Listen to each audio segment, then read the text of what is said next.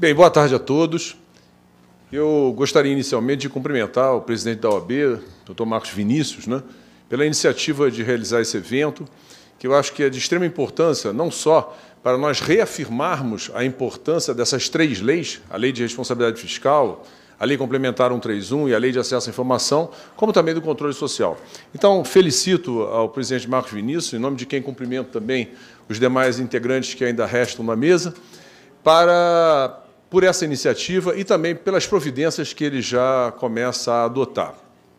Bem, eu também gostaria de contar para vocês, o Fernando Rodrigues se referiu a um pedaço de fim do governo Sarney, e eu me refiro ao ministro do governo Collor, que o sucedeu, porque foi exatamente em 1990, quando um jornalista do extinto JB, pelo menos extinto do seu ponto de vista do jornal impresso, ele estava tentando investigar supostos desvios de recursos da Legião Brasileira de Assistência, que era presidida pela senhora Rosane Collor, esposa do atual senador e ex-presidente Fernando Collor, para ONGs de Alagoas, ONGs especificamente de Canapi, onde residiam familiares da senhora Rosane Collor. E, naquela ocasião, ele não teve qualquer outra alternativa senão a de recorrer ao senador Suplicy. Suplicy já era senador naquela ocasião, 1990, 1991, e conseguiu uma senha emprestada do CIAF, onde eram lançadas as receitas e as despesas do governo. Eu tenho certeza que o Suplicy emprestou não só a senha, mas também o seu gabinete, até porque o CIAF é um sistema muito pouco comunicativo, e acabou, então, permitindo que fossem feitas uma série de descobertas sobre descaminhos que existiam na Legião Brasileira de Assistência. Então, eu acho que, de lá para cá, isso mudou muito. Quer dizer, essa consulta que foi tão difícil para o jornalista Mário Rosa, naquela ocasião, é uma consulta banal hoje, que qualquer um de nós poderíamos fazer sem qualquer problema de senha. Então, acho extremamente importante nós estarmos aqui comemorando o aniversário dessas três leis. Eu diria que maio, que já foi ou é conhecido como o mês das noivas, será futuramente conhecido também como o mês da transparência. Porque, coincidentemente, todas essas três leis, a lei de responsabilidade fiscal, a lei de acesso à informação e a lei complementar 131, todas as três, elas começaram a ter vigência efetiva no mês de maio. Então, acho extremamente importante que possamos estar aqui comemorando essa data. As leis brasileiras, isso já foi dito aqui por algumas pessoas que me antecederam, elas indiscutivelmente têm um texto excelente. Não há muito o que discutir sobre o texto dessas leis. Na verdade, a lei brasileira, a Lei de Acesso à Informação, ela, inclusive, foi avaliada por duas ONGs, uma canadense e uma espanhola, como uma das melhores leis existentes até no mundo. Quer dizer, eles avaliavam 93 leis e consideraram a brasileira como a 14ª lei. Então, não há muito o que se questionar em relação a essas leis. Mas eu também me alinho àqueles que me antecederam e que disseram que existem problemas, inclusive, graves a serem contornados. Toda essa estatística que nos foi mostrada pelo ministro Jorge Raj falam do Poder Executivo Federal. É bom que se diga. Quer dizer, nós não estamos ali naquela estatística abrangendo nem o Legislativo, nem o Judiciário, nem os Estados, nem os municípios, onde a realidade é completamente diferente daquela que foi apresentada pelo ministro Jorge no que diz respeito ao Executivo Federal. Vejam vocês que, no primeiro momento, inclusive, a própria Controladoria Geral da União achou que não seria necessária a regulamentação da lei nos estados e municípios. Posteriormente, eles entenderam que sim. E a situação atual é o seguinte: nós temos só 13 estados que regulamentaram a lei, apenas 13 estados, e talvez a própria OAB, inclusive com o auxílio das suas regionais, possa talvez mover esforços para que outros estados venham a regulamentar a lei. Afinal de contas, ainda são menos da metade os estados que regulamentaram a lei. E vejam só, no plano municipal a situação é muito mais grave ainda, porque apenas 8% dos municípios brasileiros, quer dizer, nós temos 5.564 municípios, e só 8% dos municípios brasileiros regulamentaram até agora a Lei de Acesso à Informação. No que diz respeito à Lei Complementar 131, a lei de autoria do senador João Capiberibe, a situação também é muito grave. Nós, no Contas Abertas, procuramos fazer uma avaliação, criamos um grupo de pessoas da sociedade civil, sobretudo da sociedade civil, para criar alguns critérios para avaliar se um portal é bom ou se um portal é ruim. Porque de nada adianta ter só um portal. Um portal em que tem ali o nome do prefeito, umas fotos do secretariado, o endereço das secretarias ou o telefone do corpo de bombeiro, não se presta ao controle social. Então é preciso que nós tenhamos um portal que realmente tenha amplo conteúdo, que tenha atualização permanente, que tenha até uma série histórica para que possamos comparar diversos exercícios, diversas gestões, e que tenha, sobretudo, usabilidade, que seja possível o cidadão entrar ali e, de fato, encontrar informação, que aquilo não seja, como muito bem disse o Rafael, quer dizer, um amontoado de informações e não um direito à informação legítima como nós desejamos. Nós fizemos uma avaliação de 124 portais dos municípios do Estado de São Paulo, municípios esses que já estavam obrigados a ter a lei, porque eram municípios com mais de 50 mil habitantes. Então, avaliamos todos os 124 portais, com base em 105 itens que foram criados pela Associação Contas Abertas, e chegamos à conclusão que, se nós fôssemos dar uma nota de 0 a 10 a esses 124 municípios paulistas, a nota média seria de 3,97. E um portal que tem uma nota de 3,97 não permite o controle social. É inútil, será inútil a lei se nós não melhorarmos aí a qualidade dos portais. Agora, o passo agora é decisivo.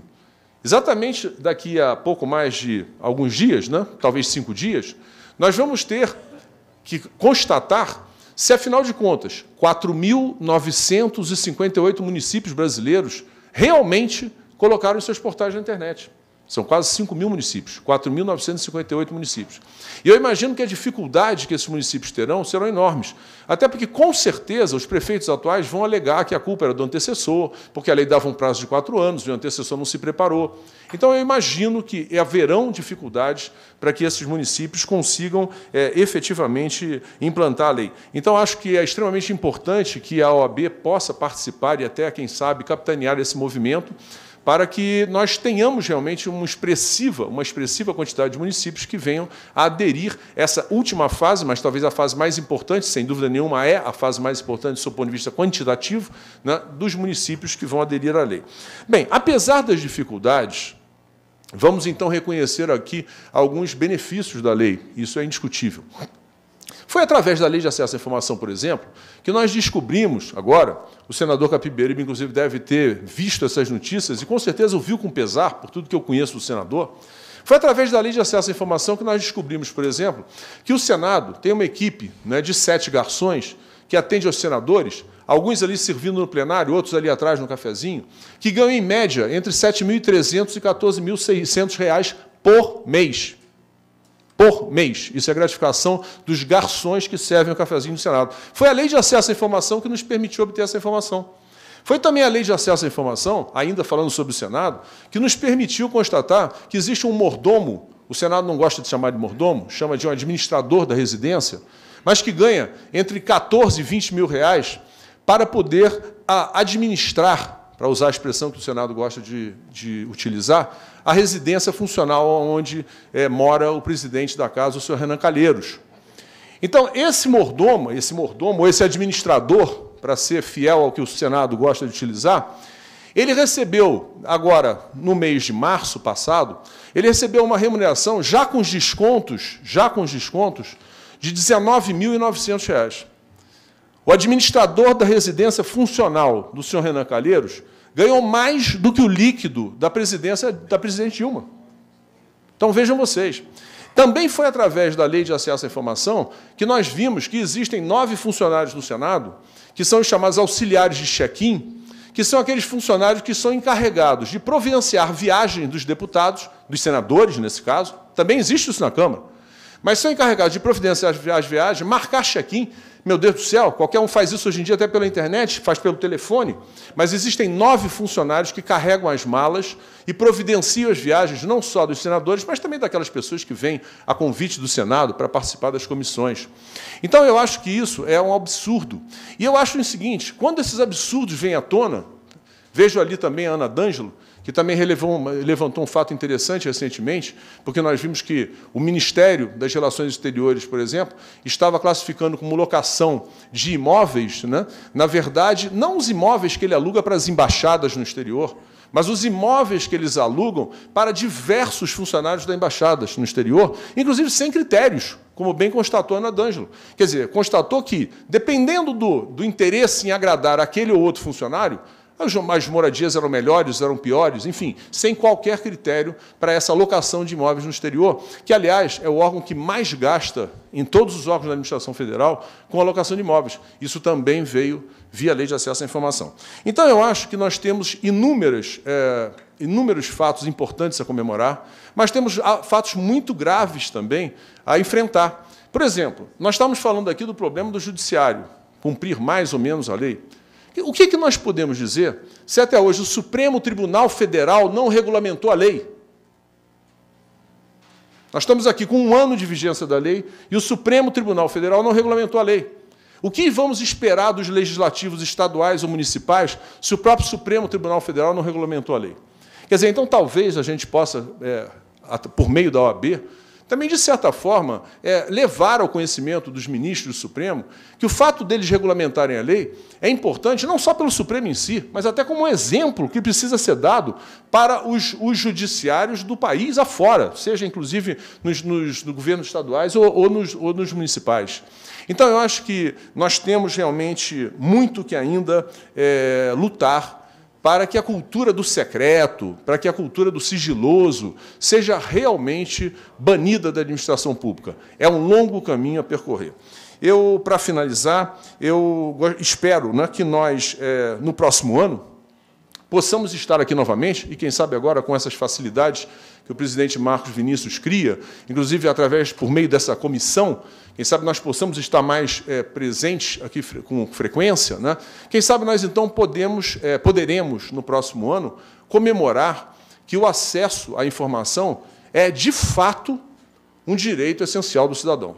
Porque, por enquanto, ele é o direito essencial de alguns cidadãos, sobretudo aqueles que estão aqui convivendo mais com o Executivo Federal. E, por último, então, eu gostaria de renovar, ou gostaria apenas de lembrar a todos vocês, quer dizer, o que dizia Montesquieu, há muitos séculos atrás, inclusive, né? Montesquieu dizia o seguinte: quando vou a um país, eu não examino se lá existem boas leis, porque boas leis existem por toda parte. O que examino é se as leis que lá existem são realmente aplicadas. Obrigado.